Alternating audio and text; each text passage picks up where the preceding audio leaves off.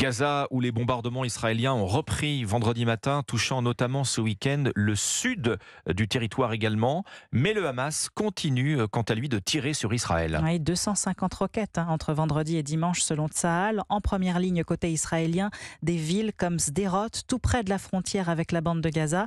Si la plupart des habitants sont partis se réfugier dans le centre du pays, certains sont encore là, parfois par choix, parfois par obligation. L'envoyé spécial d'Europe 1, Wilfried de Villers, est allé à leur rencontre au rythme des sirènes et des bombardements. Reportage. Rue déserte, commerce fermé et soldats sur le qui-vive. Sderot a des airs de ville fantôme malgré 7 jours de trêve qui ont permis aux habitants de souffler un peu.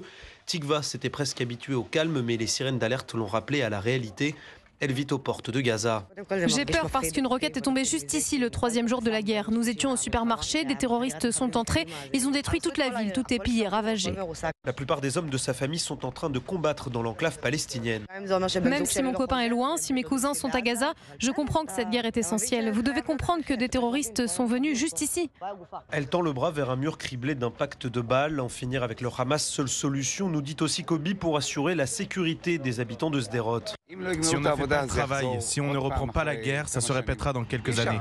Impossible de vivre dans ces conditions plus longtemps. Sa femme et ses enfants ont quitté la ville par sécurité. Pour lui, pas question de céder à la peur. Évidemment, je ne suis pas rassuré, mais l'envie de rester ici dépasse la peur. C'est là où je suis né, où j'ai grandi, jamais je ne quitterai la ville. Sac de course à la main, Kobi rentre chez lui d'un pas vif. Sderot, Wilfried de Villers, Europe 1.